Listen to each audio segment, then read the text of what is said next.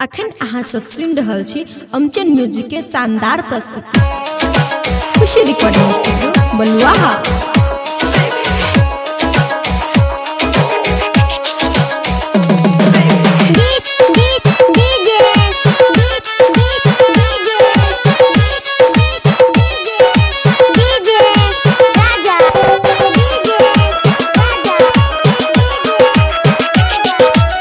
ससुर और कन्या के डर से भलिए हम फरार हो। ठीक है, सास ससुर के गाली दे के भाग गलिए हम हो। ठीक है, नून रोटी खेबे यो ससुराल कहियो न जेबे यो।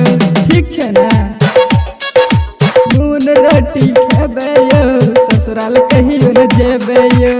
ठीक है ना, अब नया शादी करबे यो पुरनकी के नहीं लेबे यो। ठीक है ना, सास ससुर के गाली दे के भाग गलिए हम हो। ठीक है ना, नून रोटी खेबे यो ससुराल कहियो न जेबे यो।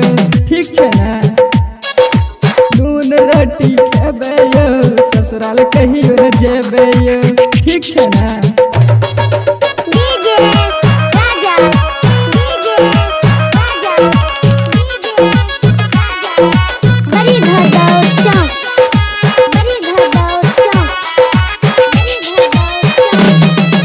जाके बहरक में बे हो कोठी बंगला बनेबे हो। ठीक है ना, नया गाड़ी खरीदबे हो कोट पैंट पहनबे हो। ठीक है ना, माई बाप के सेवा करबे जिंदगी मस्त बितेबे यो। ठीक है ना, माई बाप के सेवा करबे जिंदगी मस्त बितेबे यो। ठीक है ना,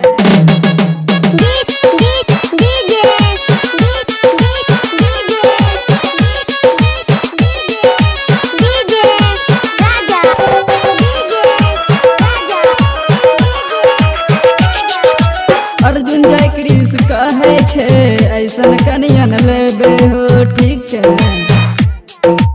अजित के कन्या जना भागले वैसन कन्या नहीं लेबे हो। ठीक है ना, कहे छे गुड्डू छैला बिहारी एहन शादी करबे हो।